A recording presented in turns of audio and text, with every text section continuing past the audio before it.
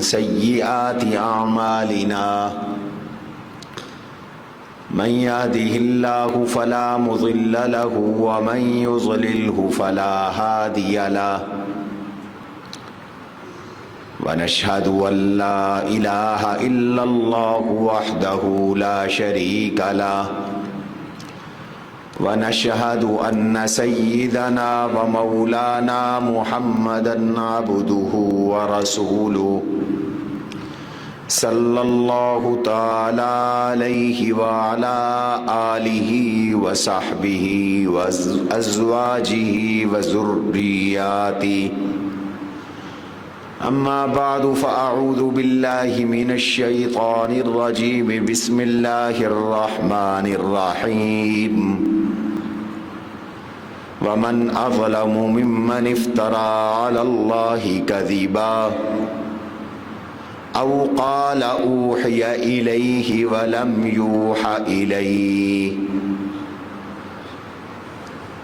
وقال تبارك وتعالى في موضع آخر ما كان محمد أبا أحد من رجالكم ولكن رسول الله وخاتم النبيين وكان الله بكل شيء عليما وقال رسول الله صلى الله عليه وسلم إنه سيكون في آخر الزمان 30 كذابون دجالون كلهم يزعم أنه نبي ولا نبي بعدي أو كما قال رسول الله صلى الله عليه وسلم صدق الله وصدق رسوله النبي الكريم ونحن على ذلك لمن الشاهدين والشاكرين والحمد لله رب العالمين اللهم صل على محمد وعلى آل محمد كما صليت على إبراهيم وعلى آل إبراهيم إنك حميد مجيد اللهم بارك على محمد وعلى آل محمد كما باركت على إبراهيم وعلى آل إبراهيم إنك حميد مجيد أستغفر الله ربي من كل ذنب وأتوب إليه أستغفر الله ربي من كل ذنب وأتوب إليه أستغفر الله الذي لا إله إلا هو الحي القيوم وأتوب إليه گرامی قدر سامعین محترم، بزرگوں، دوستوں، عزیزوں اور بھائیوں، محترمات خواتین، مائیں، بہنیں اور بیٹیاں،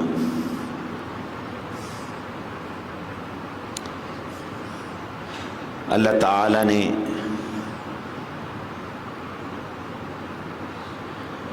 یہ دین جو اللہ کا چنا ہوا اور پسندیدہ دین ہے، اس کی حفاظت کا خود ذمہ لیا ہے۔ چونکہ یہ دین چنا ہوا ہے، چنیدہ ہے، دنیا کے دینوں میں سب سے افضل دین ہے،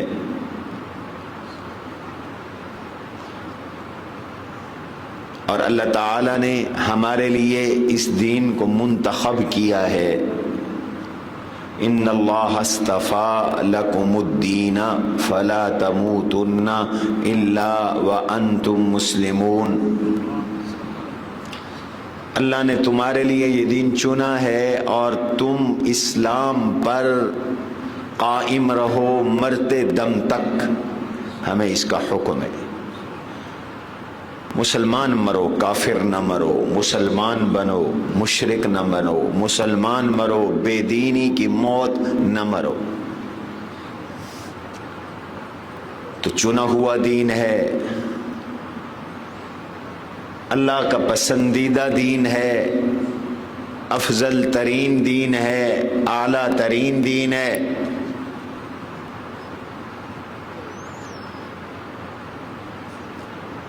اعلان فرما دیا الیوم اکملت لکم دینکم، میں نے دین مکمل کر دیا، واتممت علیکم نعمتی، میں نے اپنی نعمت مکمل کر دی ہے، ورضیت لکم الاسلام دینا، دین اسلام تمہارے لیے میرا پسندیدہ دین ہے، میں اسی دین پہ راضی ہوں، بس مجھے اور زندگی گزارنے کا کوئی طریقہ پسند نہیں ہے۔ یہ اللہ کا اعلان ہے، نہ لبرلزم، نہ سیکولرزم، نہ سوشلزم، نہ کیمونزم، نہ فلاں ازم، نہ فلاں ازم۔ اللہ کو صرف زندگی گزارنے کا ایک طریقہ ہی پسند ہے اور وہ اسلام ہے۔ ان الدین عند اللہ الاسلام، اللہ کے ہاں مقبول دین اسلام ہے، اللہ کے ہاں پسندیدہ دین اسلام ہے، اللہ کے ہاں چنا ہوا دین اسلام ہے۔ نبیوں سے اللہ نے اس دین کی حفاظت کروائی، دو جہاں کے سردار نے اس دین کے لیے قربانیاں دی، دو جہاں کے سردار نے اس دین کے لیے پتھر کھائے، دو جہاں کے سردار نے اس دین کے لیے وطن چھوڑا، دو جہاں کے سردار نے اس دین کے لیے بیٹیوں کی طلاق سہی، دو جہاں کے سردار نے اس دین کے لیے بدن چور چور کروایا، دو جہاں کے سردار نے اس دین کے لیے کانٹے، سنگلاخ، نوکیلے پتھر برداشت کیے، قربانیاں دیں۔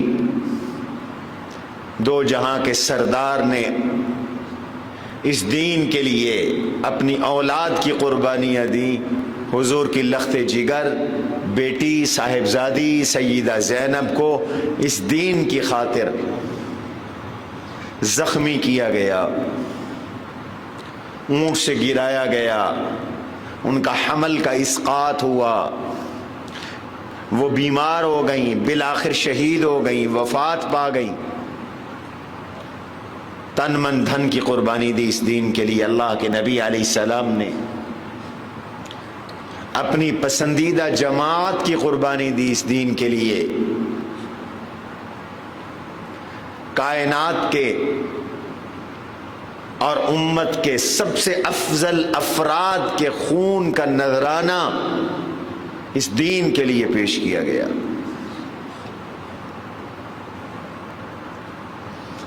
راتوں کی نیند قربان فرمائی، بھوک برداشت کی، فاقے برداشت کیے اس دین کے لیے۔ تو یہ اتنا قیمتی تو ہے دین، اس کی اتنی قدر اور قیمت تو ہے اللہ کے نبی کی نظر میں، اللہ کی نظر میں، کہ اس کے لیے ہر طرح سے قربانیاں دلوائی گئیں۔ اس لیے یہ دین اللہ نے ضائع نہیں ہونے دینا، اللہ نے اس دین کی حفاظت کا ذمہ لے لیا ہے۔ یہ دین رہے گا اور قیامت کی صبح تک رہے گا، اور غالب آ کر رہے گا۔ اس دین کو کوئی ختم نہیں کر سکتا، کوئی الٹا ہو، کوئی سیدھا ہو، کوئی کتنی مرضی آئے قتل و غارت گری کرے، مسلمانوں کی خون کی ہولی کھیلے، کوئی پیسہ خرچ کرے، کوئی پلاننگ کرے، کوئی منصوبے بندی کرے، ملکوں پہ قبضے کرے، ہمارے نظام پہ قبضے کرے، ہماری معیشت کو بدل ڈالے، ہماری ثقافت کو بدل ڈالے، پھر بھی یہ دین رہے گا۔ یہ دین مٹنے کو نہیں آیا۔ انا نحن نزلنا الذکر وانا له لحافظون، قرآن کو ہم نے اتارا، ہم اس کی حفاظت کریں گے، ذمہ لے لیا آسمان والے نے۔ لا تحرک به لسانک لتعجل به ان علینا جمعہ وقرآنا. قرآن کا جمع کرانا بھی ہماری ذمہ داری، قرآن کا پڑھوانا بھی ہماری ذمہ داری. دین کا اصل ماخذ تو قرآن ہے، سنت ہے، تو قرآن و سنت کی حفاظت اس کی بھی اللہ نے ذمہ داری لے لی. اور اس دین کو خالص رکھنے کے لیے اللہ تعالیٰ نے ختم نبوت کا تاج اپنے نبی کو پہنا دیا کہ میرے نبی کے بعد اب کسی کو بھی کائنات میں نہ نبوت ملے گی، نہ اسے نبوت کے دعوے کا حق حاصل ہے، نہ اجازت حاصل ہے. یہ دین قیامت تک کے لیے ہے، میرے نبی کی نبوت قیامت تک کے لیے. وَمَا أَرْسَلْنَاكَ إِلَّا كَافَّةً لِلنَّاسِ بَشِيرًا وَنَذِيرًا. کسی نبی کو یہ اعزاز نہیں ملا کہ اس کی نبوت سب لوگوں کے لیے ہو، پوری کائنات کے لیے ہو. یہ حضور کا اعزاز ہے. أُرْسِلْتُ إِلَى الْخَلْقِ كَافَّةً، مجھے اللہ نے تمام مخلوقات کا نبی بنا کے بھیجا. وَمَا أَرْسَلْنَاكَ إِلَّا رَحْمَةً لِلْعَالَمِينَ، ہم نے آپ کو رحمت للعالمین بنا کے بھیجا.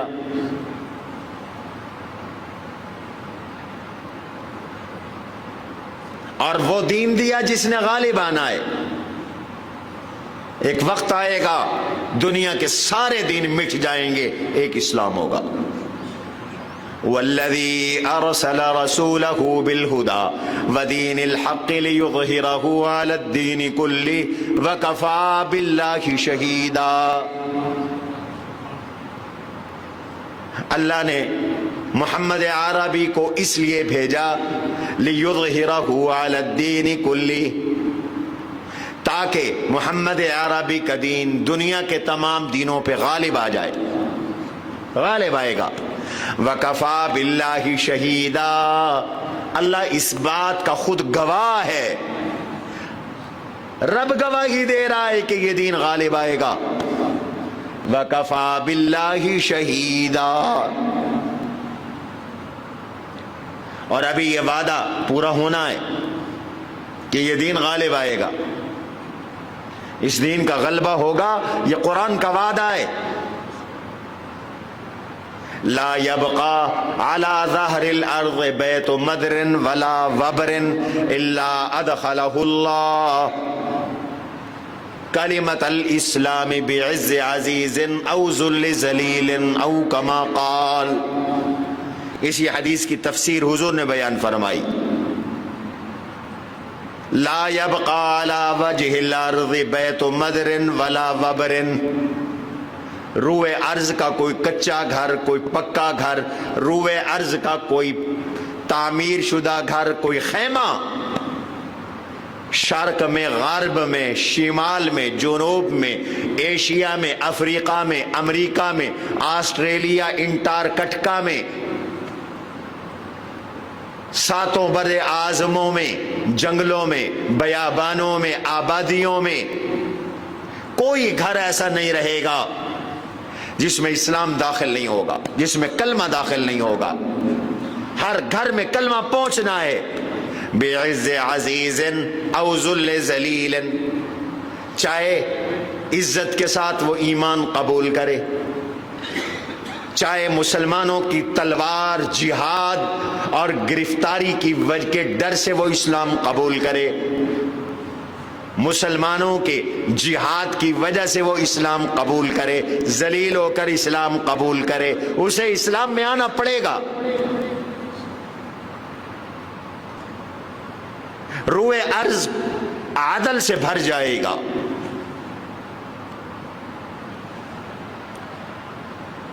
جیسے آج یہ زمین ظلم سے بھری ہوئی ہے.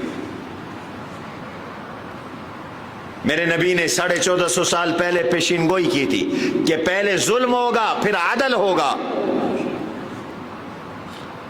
اور وہ کب ہوگا؟ حضرت مہدی آئیں گے، ان کا تذکرہ میں اپنی تقریر کے آخر میں کروں گا۔ حضرت مہدی تشریف لائیں گے، 7 سال یا 9 سال روئے ارض پہ حکومت کریں گے، حضور کے اہل بیت میں سے ہوں گے، حضور کے خاندان میں سے ہوں گے۔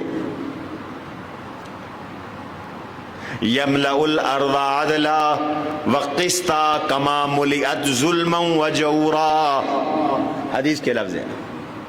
وہ زمین کو عدل اور انصاف سے ایسے بھر ڈالیں گے جیسے آج وہ ظلم اور ستم سے زمین بھری ہوئی ہے۔ پھر عیسیٰ علیہ السلام آسمانوں سے آئیں گے، اور اس وقت یہ آیت، اس کی پیشین گوئی پوری ہو جائے گی، ایک اسلام رہے گا دنیا کے دینوں میں بس۔ یہودیت قتل ہوگی،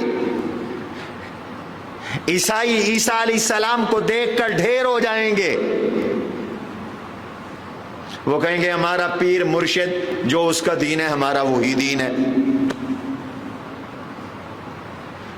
عیسیٰ کا جو دین ہے ہمارا وہی دین ہے۔ اور عیسیٰ علیہ السلام امتی بن کے آئیں گے، نبی بن کے نہیں آئیں گے، مقتدی بن کے آئیں گے، پہلی نماز کے امام بن کے نہیں آئیں گے۔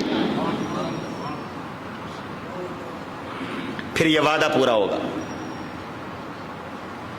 اور اس جنگ کا آغاز آج فلسطین میں ہو چکا ہے۔ یہ جنگ ختم ہونے والی نہیں ہے جب تک کہ اسلام کا غلبہ نہیں ہوگا۔ اسلام غالب آئے گا۔ اللہ نے اسلام اور دین کی حفاظت کا ذمہ لیا ہے، اسے نہ امریکہ مٹا سکتا ہے، نہ یورپ مٹا سکتا ہے، نہ حکمران مٹا سکتے ہیں، نہ فوجیں مٹا سکتی ہیں، نہ موجیں مٹا سکتی ہیں۔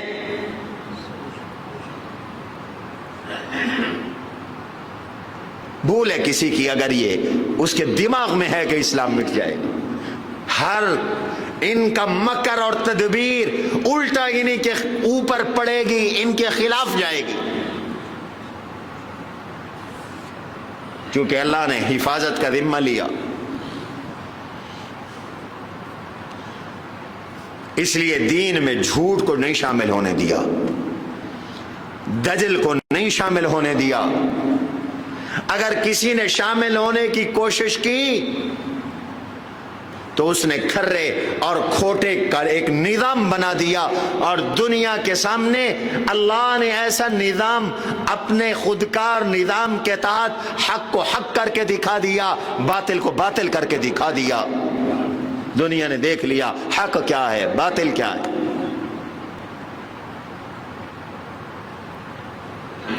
میرا رب کہتا ہے حق کی مثال پانی کی ہے اور باطل کی مثال جھاگ کی ہے۔ باطل جھاگ کی طرح ہے، جھاگ اوپر ہوتی ہے، نظر آ رہی ہوتی ہے، لیکن جھاگ کی کوئی زندگی نہیں ہوتی، لائف نہیں ہوتی۔ اما الزبد فیذهب جفاء، جھاگ خشک ہو کے ختم ہو جاتی ہے اور پانی باقی رہتا ہے۔ ہر دور میں اس دین میں ملاوٹوں کی کوشش کی گئی، اللہ نے جھوٹ کو الگ کیا، سچ کو نکھار دیا۔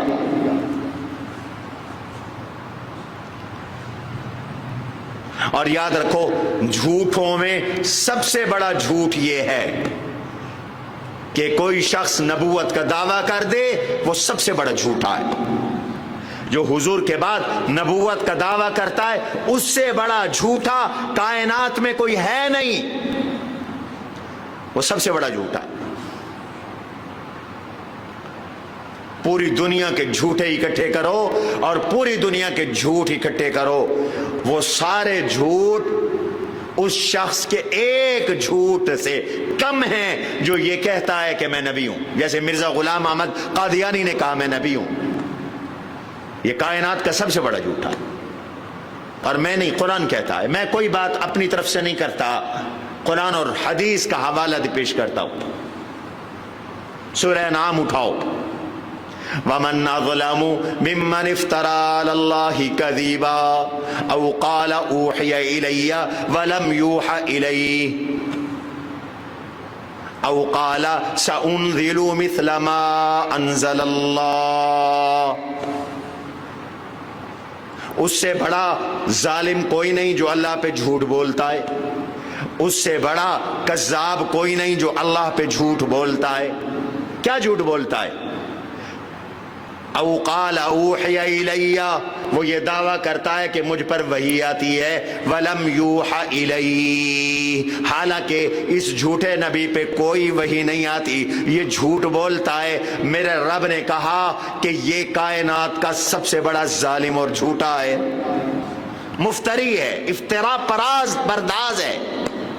اس سے بڑا جھوٹا اور کوئی ہو نہیں سکتا جو نبوت کا دعویٰ کرتا ہے.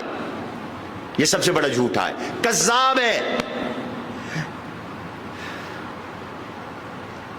یہ کہتا ہے کہ مجھ پر وحی آ رہی ہے حالانکہ کوئی وحی نہیں آ رہی. جیسے مرزا غلام احمد قادیانی نے کہا مجھ پر وحی آ رہی ہے، مجھے چندہ دو، میں نے کتاب لکھنی ہے 50 جلدیں. اپنے مریدوں سے چندہ لیا، کتابیں چھاپی، وہ بنی 5 جلدیں. آخر جھوٹ بھی تو ختم ہو جاتے ہیں، وہ کتنا جھوٹ گھڑتا، اور نام مراد سے 5 جو جھوٹ اس نے گھڑے، وہ 5 کتابیں بنی. 50 منہ سے نکال بیٹھا تھا، 50 وہ پوری نہیں کر سکا. کہتا ہے یہ میری وحی ہے. رب کہتا ہے یہ جھوٹا ہے، کذاب ہے، لعین ہے، مفتری ہے، اللہ پہ جھوٹ بولتا ہے. میرے نبی کے بعد کوئی نبی نہیں، میرے نبی کے بعد کسی پہ وحی نہیں آنی. یہ سب سے بڑا جھوٹا ہے. تو کائنات کا سب سے بڑا جھوٹا شخص وہ ہے جو اللہ پہ جھوٹ بولتا ہے، نبوت کا دعویٰ کرتا ہے اور یہ کہتا ہے کہ مجھ پر وحی آ رہی ہے، حالانکہ اس پہ قرآن کہتا ہے وحی نہیں آ رہی. اور وہ کہتا ہے سأنزل مثل ما انزل اللہ، مجھ پہ بھی اسی طرح قرآن اترتا ہے. نعوذ باللہ، وحی اترتی ہے جیسے اللہ نے اپنے نبی پہ قرآن اتارا. رب کہتا ہے یہ سب سے بڑا جھوٹا ہے، یہ کذاب ہے. اس لیے جو بھی نبوت کا دعویٰ کرے گا قرآن کے اس فرمان کے تحت وہ کذاب ہوگا. صحابہ اور حضور کا بھی فرمان ہے، وہ کذاب ہے. حضور کے زمانے میں 2 شخص انہوں نے نبوت کا دعویٰ کر دیا تھا، ابھی حضور دنیا میں تھے. اور حضور کے بعد جب صدیق اکبر رضی اللہ عنہ کی خلافت آئی تو بہت سے لوگوں نے نبوت کا دعویٰ کر دیا، حتیٰ کہ جرت اتنی بڑھ گئی کہ ایک عورت نے بھی نبوت کا دعویٰ کر دیا، حالانکہ اللہ نے آج تک کسی سچی عورت کو بھی نبی نہیں بنایا. یہ تو تھی ہی جھوٹی. قاضی حسین احمد آبادی فرماتے تھے نبی عورت نبی جن سکتی ہے، نبی بن نہیں سکتی. قاضی صاحب تھے، وہ فرماتے تھے اور بجا فرماتے تھے کہ عورت نبی جن سکتی ہے، نبی بن نہیں سکتی. اور لوگوں، عورت امام جن سکتی ہے، بن نہیں سکتی.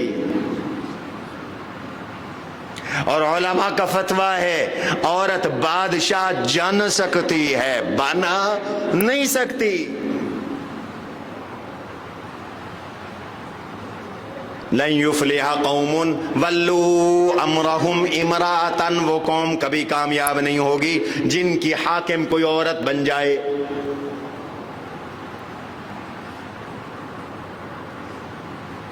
نبوت کے دعوے شروع ہو گئے اور حضور کے زمانے میں 2 شخصوں نے دعویٰ کیا. ایک کا نام مسیلمہ تھا، حضور نے اس کو کذاب فرمایا. مسیلمۃ الکذاب، یہ جھوٹا مسیلمہ ہے. حضور نے اس کا لقب کذاب کہہ دیا. یہ قبیلہ بنی حنیفہ کا فرد تھا.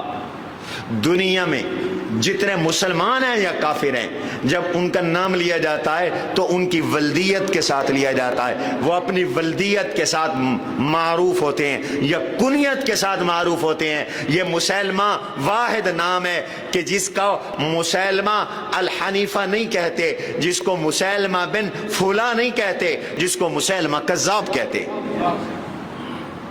جھوٹا مسلمہ۔ اب کائنات میں جہاں بھی مسلمہ کا تذکرہ آتا ہے، حدیث میں آئے، تفسیر میں آئے اور تاریخ میں آئے، سیرت کی کتابوں میں آئے، کہیں اکیلا مسلمہ نہیں آئے گا۔ کیا آئے گا؟ مسلمہ کذاب، جھوٹا مسلمہ۔ اس لیے کہ جو حضور کے بعد نبوت کا دعویٰ کرتا ہے وہ سب سے بڑا کائنات کا جھوٹا انسان، وہ اللہ پہ جھوٹ بول رہا ہے۔ اور ایسے شخص کے دو لقب ہیں، ایک کذاب، ایک دجال۔ اس کو دجال بھی کہا گیا، اس کو کذاب بھی کہا گیا۔ کذاب کا معنی جھوٹا اور دجال کا معنی حق اور باطل کو مکس کر کے لوگوں کو دھوکہ دینے والا، دھوکے باز۔ یہ حق اور باطل کو مکس کر رہا ہے اور لوگوں کو دھوکہ دے رہا ہے، نبوت کا لبادہ اڑائے اور دھوکہ دے رہا ہے جھوٹا، کہہ رہا ہے اپنے آپ کو نبی، بکواس اس کی اور شیطان کی ہے، اور کہتا ہے کہ یہ اللہ کی وحی ہے۔ یہ ایسا دھوکے باز ہے کہ اس جیسا کوئی دھوکے باز کائنات میں ہے نہیں، اس لیے اس کو دجال بھی کہا گیا، اس کو کذاب بھی کہا گیا۔ اور حضور نے پیشین گوئی کی، فرمایا قیامت سے پہلے پہلے 30 جھوٹے، 30 کذاب اور دجال پیدا ہوں گے اور سب کے سب نبوت کا دعویٰ کریں گے۔ اور میں تمہیں کہہ رہا ہوں یہ کذاب ہیں، جھوٹے بھی ہیں، دجال ہیں، دھوکے باز بھی ہیں، اس لیے کہ لا نبی بعدی، میرے بعد کوئی نبی نہیں۔ انه سيكون في آخر الزمان 30 كذابون دجالون كلهم يزعم انهم نبي ولا نبي بعدي او كما قال۔ آخر زمانے میں 30 لوگ پیدا ہوں گے، جھوٹے ہوں گے، دھوکے باز دجال ہوں گے، سب کے سب یہ دعویٰ کریں گے وہ نبی ہے، ولا نبی بعدی، حالانکہ میرے بعد کوئی نبی نہیں۔ تو جو نبوت کا دعویٰ کرتا ہے وہ کذاب بھی ہے، دجال بھی ہے۔ اس لیے اللہ نے دین کو محفوظ کرنے کے لیے ان جھوٹے نبیوں کا راستہ روکا، ہر دور میں روکا۔ یہ مسیلمہ کذاب اعظم تھا، سب سے بڑا جھوٹا تھا، اس کے مقابلے کے لیے میرے رب کی طرف سے ڈیوٹی لگ گئی سچوں کے سردار کی کہ وہ جھوٹوں کے سردار کا خاتمہ کرے۔ ڈیوٹی لگی سچوں کے سردار کی، اور سچوں کے سردار کو کہتے ہیں صدیق اکبر۔ سچوں کے سردار کا نام ہے صدیق اکبر، سب سے بڑا سچا، اس امت کا سب سے بڑا صدیق، سب سے بڑا سچا ابو بکر۔ کذاب اعظم کا فتنہ ختم کرنا ہے، ڈیوٹی ہے صدیق اکبر کی۔ اٹھو صدیق، اور اٹھ گئے صدیق۔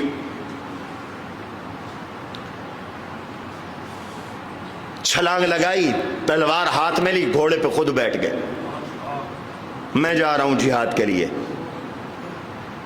اس لیے کہ ماحول ایسا بن گیا تھا کہ ادھر حضور کے وصال کا صدمہ ہے، دل ٹوٹے ہوئے ہیں، ادھر کچھ لوگ زکوٰۃ کے منکر بن گئے، کچھ لوگوں نے ختم نبوت کا انکار کر کے نئی نبوت کا اعلان کر دیا، اور کچھ لوگ مرتد ہونے لگ گئے، قبیلوں کے قبیلے مرتد ہونے لگ گئے، پاؤں اکھڑنے لگے۔ 3 محاذ ایک ٹائم پر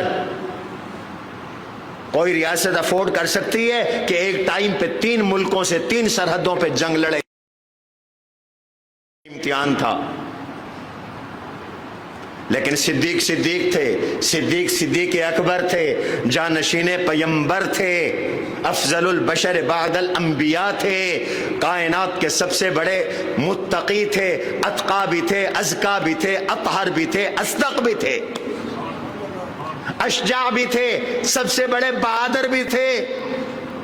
علی گواہی دیتے تھے کان ابو بکر اشجعنا، اس امت میں ہم سب سے بڑا بہادر تو ابو بکر نکلا، عمر سے بھی بڑے بہادر ہو گئے کہ چھلانگ لگائی اور عمر کو بھی ڈانٹا، او عمر تو مجھے مشورے دیتا ہے کہ 3 محاذوں پہ لڑائی نہ لڑو، جبار فی الجاہلیت و خوار فی الاسلام، جاہلیت میں بڑے بہادر بنتے پھرتے تھے، آج اسلام میں بزدل بنتے ہو۔ چھلانگ لگائی، گھوڑے پہ بیٹھ گئے، میں خود جا کے لڑوں گا۔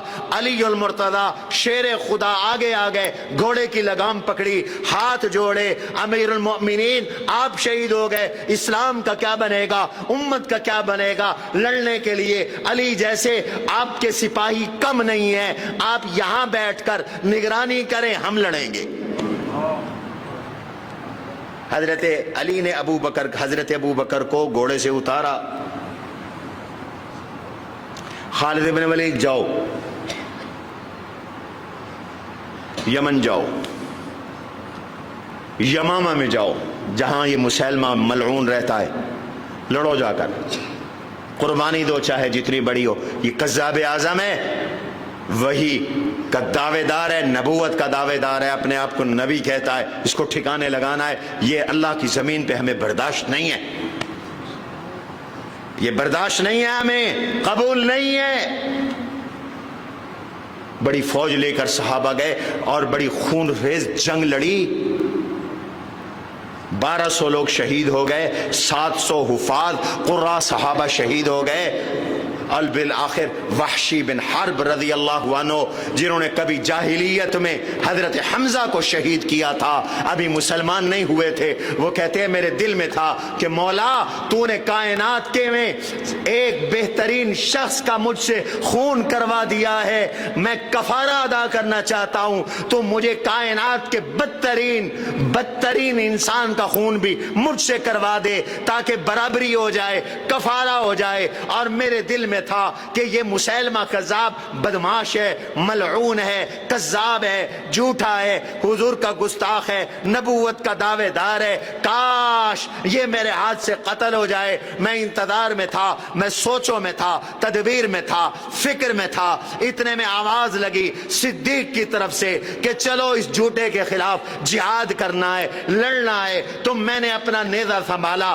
اور میں بھی اس لشکر میں شامل ہو گیا، اور میں وہاں گیا، اور تو وہاں جا کر مجھے ایک چھوٹی سی جگہ مل گئی، اور وہ جگہ کیا تھی کہ 2 دیواروں کے درمیان خالی سی جگہ تھی، میں وہاں چھپ کے کھڑا ہو گیا، اور میری نظر پڑی کہ یہ مسلمہ آ رہا تھا، تو میں نے اس کو آتے دیکھا، یوں برچھا پھینکا، برچھا اس کے سینے میں گیا، پیچھے سے نکل گیا، یہ گرا، اوپر سے ایک باندھی کھڑی یہ منظر دیکھ رہی تھی، وہ چیخ کے بولی اور اس نے اعلان کیا کہ لوگو تمہارا امیر المؤمنین مر چکا ہے، مردار ہو چکا ہے، قتل ہو چکا ہے۔ تو جس شخص سے اللہ نے جاہلیت میں یہ قتل کروایا تھا سید الشہداء حضرت حمزہ کا، انہوں نے کفارے میں آج مسلمہ کذاب کو قتل کر دیا۔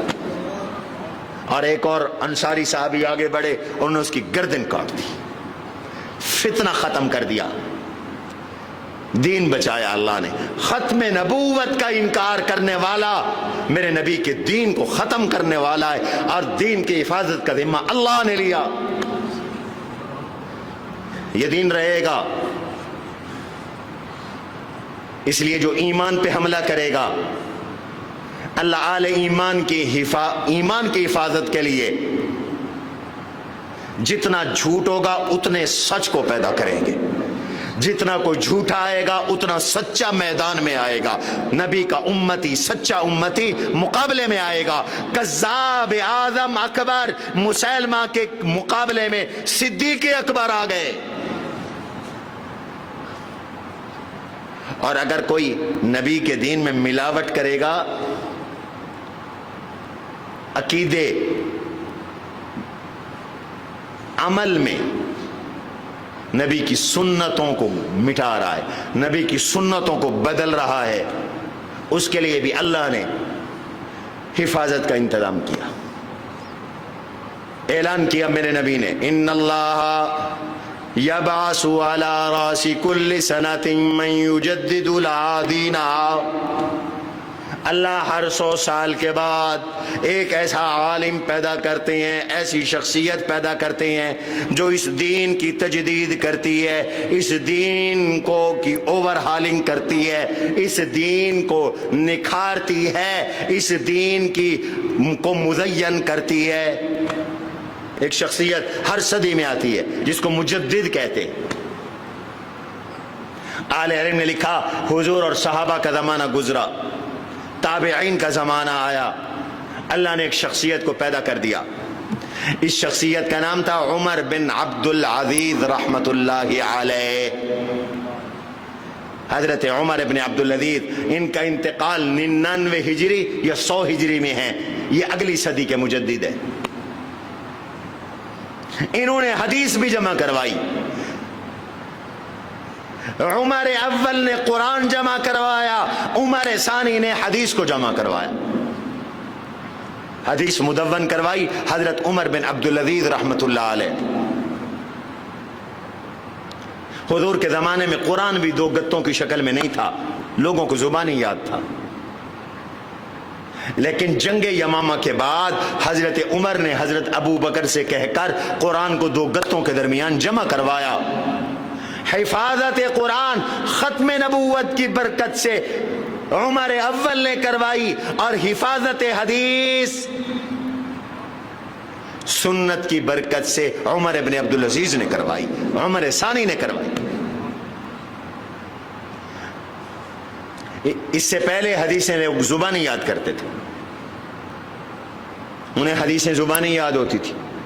آج کچھ لوگ بکواس کرتے پھرتے ہیں جی 100 سال میں حدیثیں کیسے محفوظ رہ سکتی ہیں، ان کا حافظہ تمہاری طرح نہیں تھا۔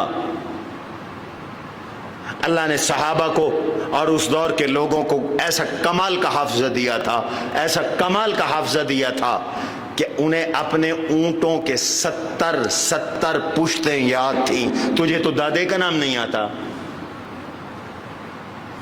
پردادے کا نام نہیں آتا، بہت سو کو دادے کا نہیں آتا، انہیں اپنے اونٹوں کی 70 پشتیں یاد تھی۔ اونٹوں کی، اونٹوں کے نکاح نہیں ہوتے لیکن انہیں پشتیں یاد تھی 70۔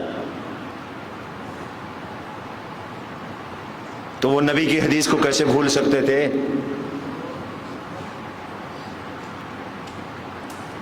حافظے پر مدار تھا، حدیثیں یاد کرتے تھے، تکرار کرتے تھے، مذاکرہ کرتے تھے، ایک دوسرے کو سناتے تھے، باقاعدہ حدیثوں کا ورد ہوتا تھا، ایک ایک حدیث کے لیے محنت کرتے تھے، ایک مہینہ پیدل یا اونٹ پہ سفر کر کے حدیث لیا کرتے تھے۔ یوں انہوں نے اللہ کے دین کی حفاظت کی، یوں حفاظت کی۔ جابر ابن عبداللہ حضور کے ایک صحابی ہیں، مدینہ میں رہتے تھے، دمشق آئے۔ دمشق کہاں ہے پتہ ہے؟ شام۔ اس زمانے میں مدینہ سے دمشق 1 مہینے کا سفر تھا۔ فلائٹیں تو نہیں تھی، ٹرینیں نہیں تھیں، گاڑیاں موٹریں نہیں تھیں، 1 مہینے کا سفر تھا۔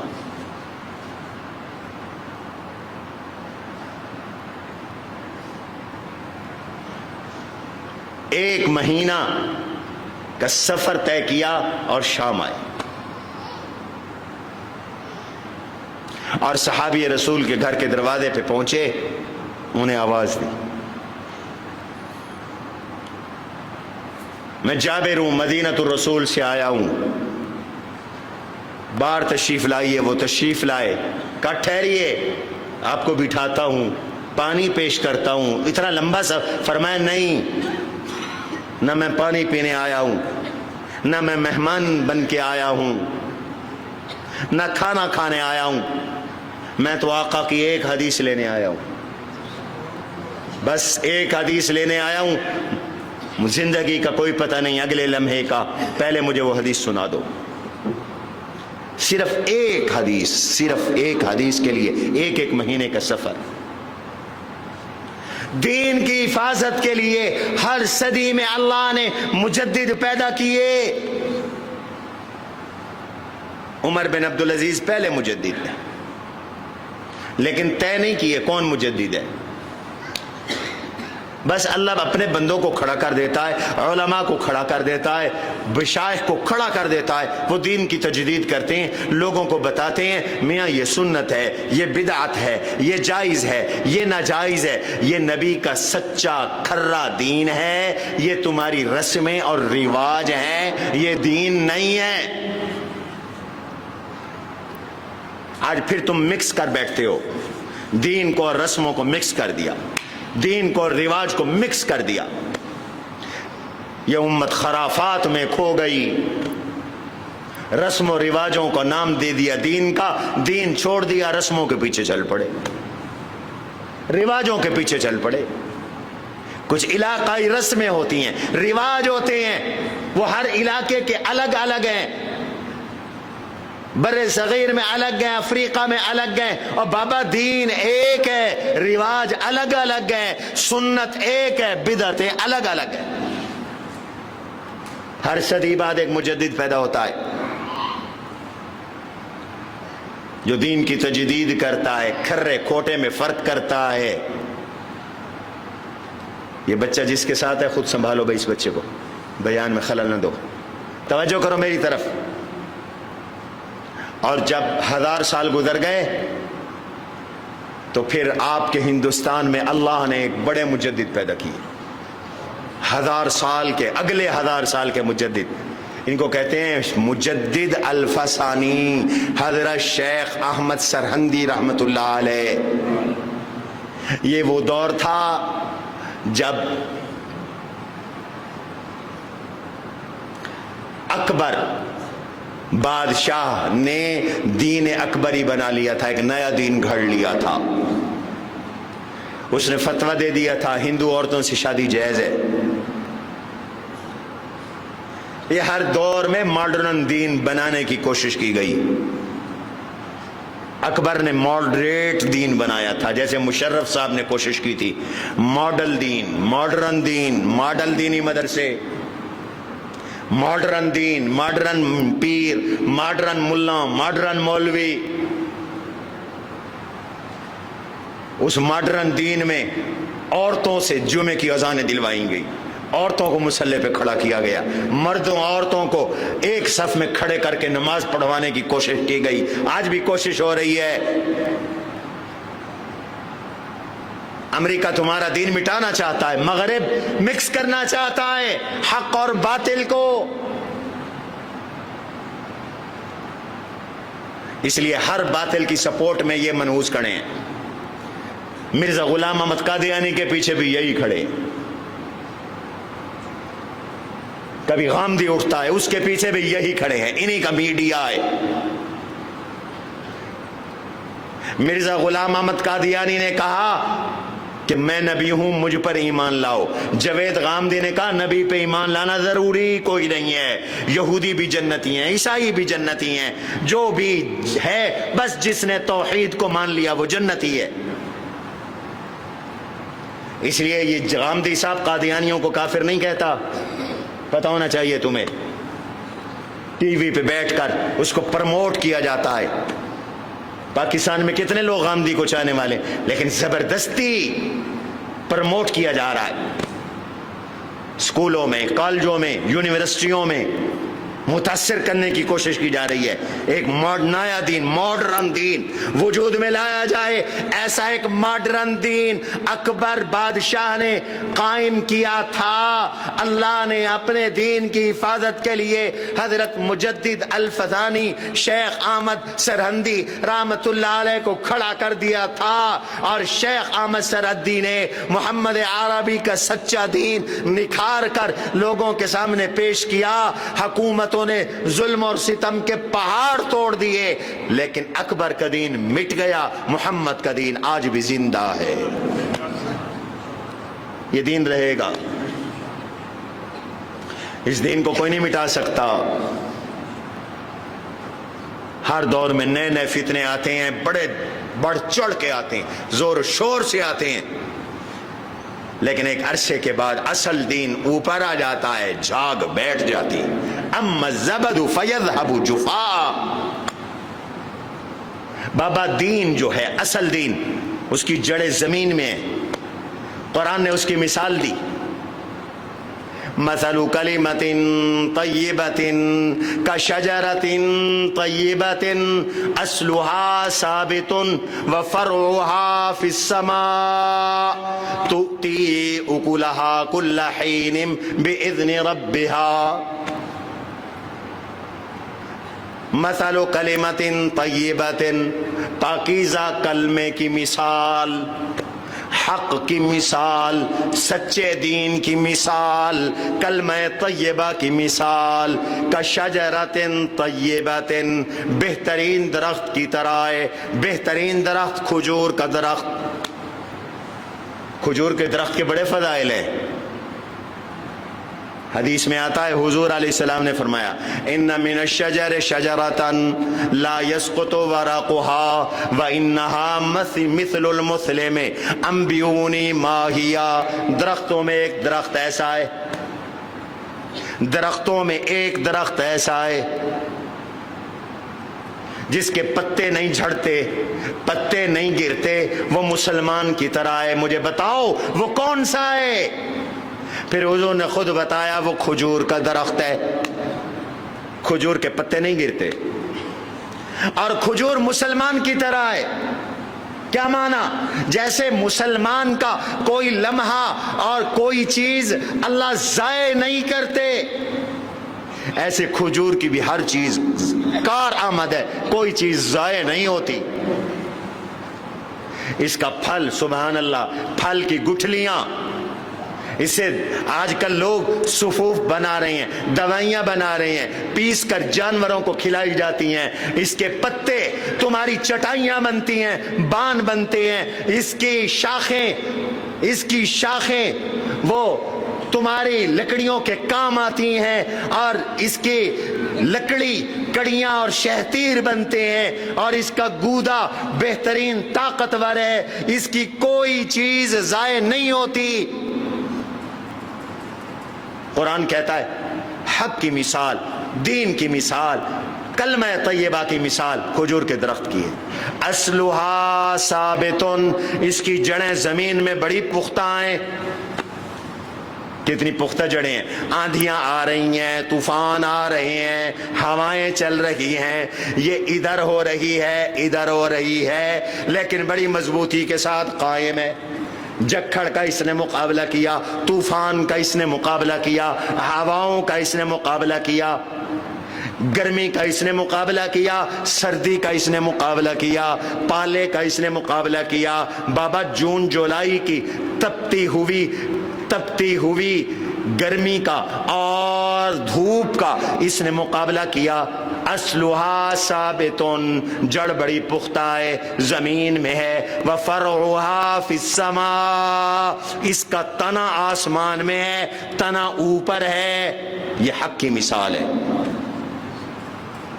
اصل دین، اس سے فتنے آتے ہیں، ٹکرا ٹکرا کے گر جاتے ہیں۔ اصل دین بیچارہ کبھی یوں ہو رہا ہے، کبھی یوں ہو رہا ہے، کبھی فلسطین جیسے حالات پیدا ہوتے ہیں، یوں لگتا ہے کہ زمین پہ آیا، لیکن پھر سے کھڑا ہو جاتا ہے۔ یہ دین کھجور کی طرح پھر سے قائم ہے، بنیاد بڑی مضبوط ہے، زمین کے اندر ہے، قائم ہے،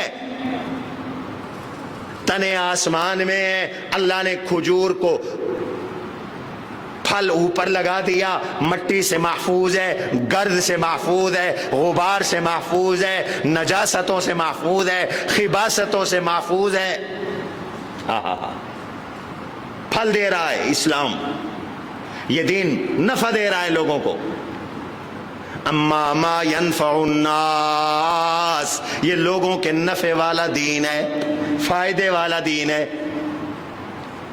اور کفر کی مثال، فتنوں کی مثال، مثل کلمۃ خبیثۃ کشجرۃ خبیثۃ اجتثت من فوق الارض ما لها من قرار. اکبری دین، ماڈریٹ دین، غامدی دین، قادیانی دین، ہر دور کے زمانے میں معتزلی دین، ان کی مثال کشجرۃ خبیثۃ، گندے درخت کی طرح جو بیل پر اگتا ہے، کشجرۃ خبیثۃ اجتثت من فوق الارض، زمین کے اوپر پڑا ہے. علماء اور مفسرین کہتے ہیں یہ گندا درخت کڑوا درخت ہے، کڑوا پھل ہے. کون سا؟ کوڑتما، اندرائن کا پھل. کبھی دیکھا ہے؟ دریائی علاقوں میں جاؤ نا، خود بخود اگاتا ہے. او سینکڑوں کی تعداد میں لگے پڑے ریت کے اوپر، بنیاد کوئی نہیں، بس زمین پہ پڑا ہے. کشجرۃ خبیثۃ اجتثت من فوق الارض، زمین کے اوپر اگایا گیا ہے.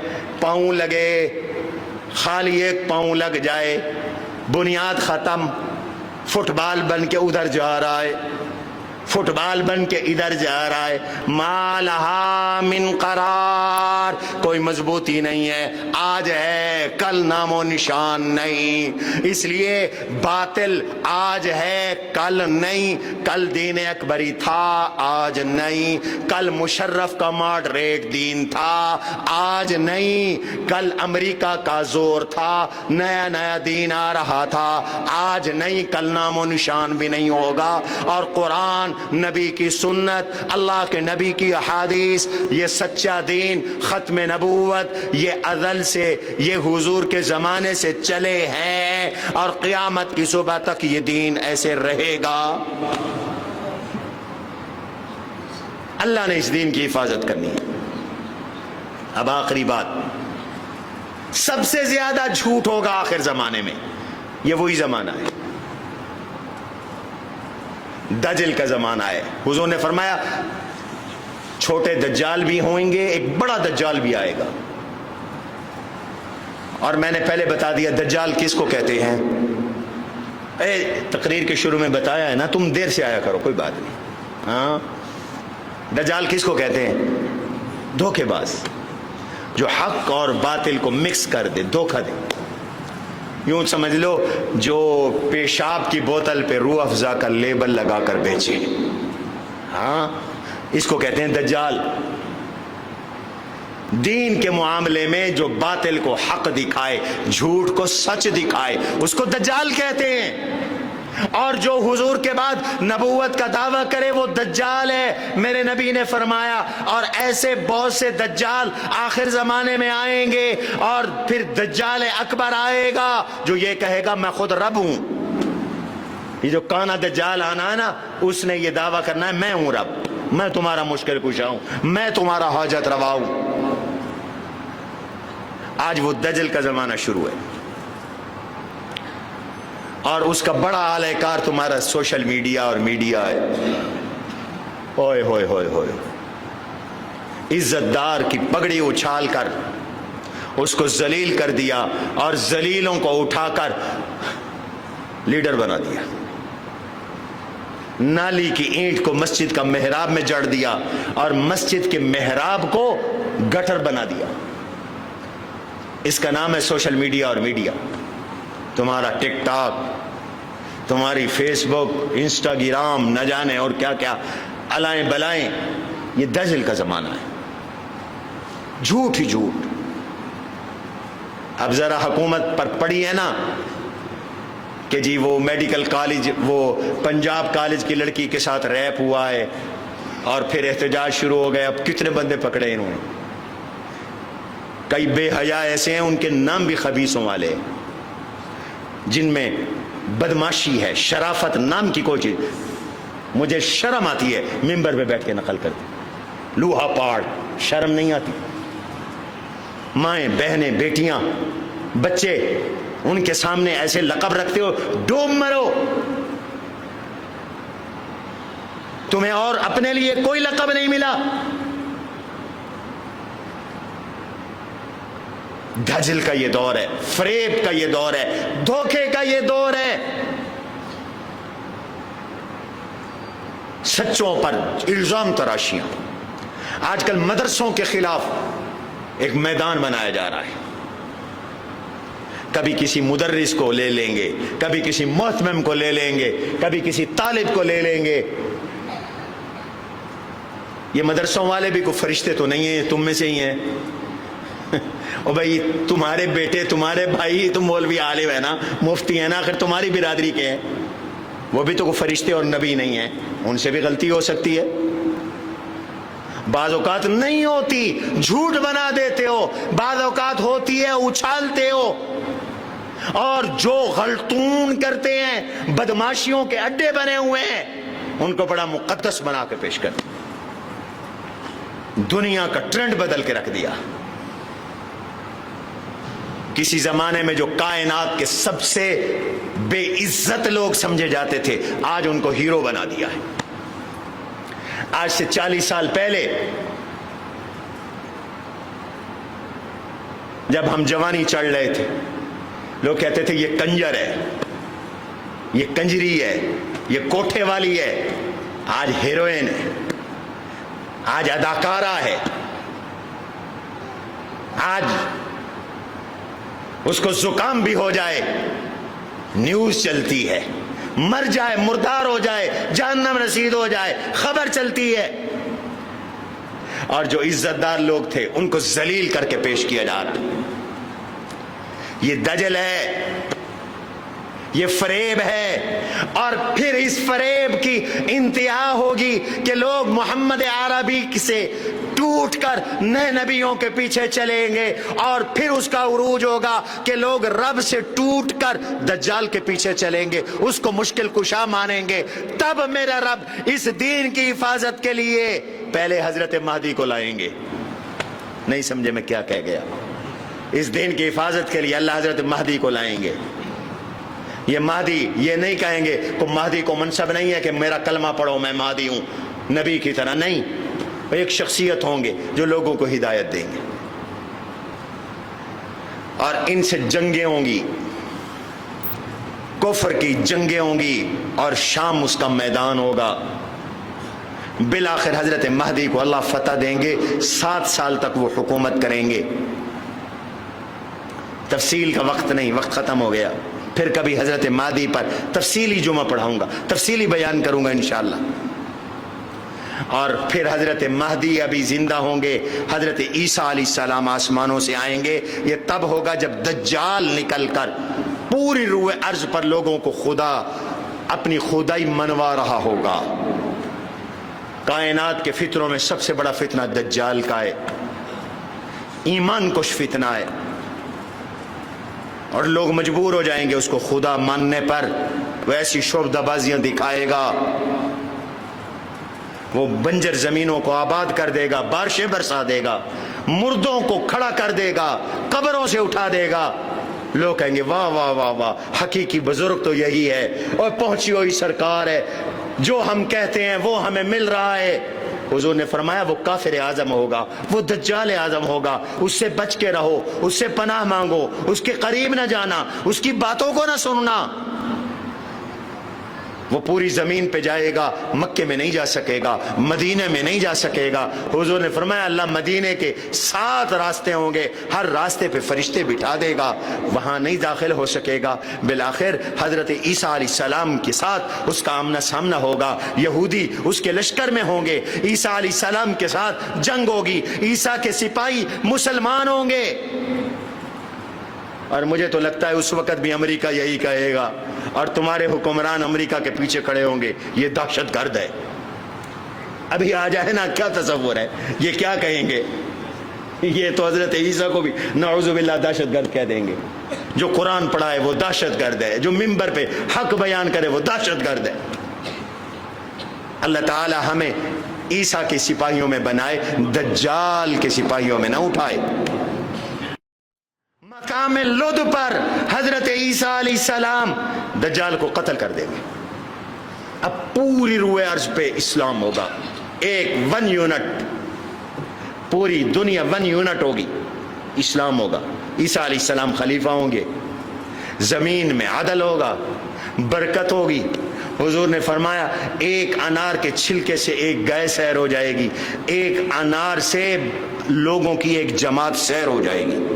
لوگ زکوٰۃ اٹھا کے پھریں گے، کوئی زکوٰۃ لینے والا نہیں ہوگا. پتہ چلے گا فلاں گاؤں میں کوئی مستحق کے زکوٰۃ ہے، بندہ سفر کر کے زکوٰۃ لے کے جائے گا تو وہ کہے گا کہ میاں تو کل آتا تو میں لے لیتا، آج تو خود مجھے اللہ نے اتنا دے دیا ہے کہ میں صاحب نصاب بن گیا ہوں، مجھے زکوٰۃ کی ضرورت نہیں ہے. تو کہہ یہ رہا ہوں اس دین کی اللہ نے حفاظت کرنی ہے، ختم نبوت کی اللہ نے حفاظت کرنی ہے. جب خطرہ لاحق ہوتا ہے اللہ تعالی کا غیبی نظام بندوں کو اٹھاتا ہے اور اس دین کی حفاظت ہوتی ہے اور قیامت تک یہ دین رہے گا. اللہ ہمیں سچوں کے ساتھ رکھے، سچوں کے ساتھ ہمارا تعلق ہو اور دین کے ہمیں اختیار کرنے کی توفیق دے. وما علینا الا البلاغ المبین.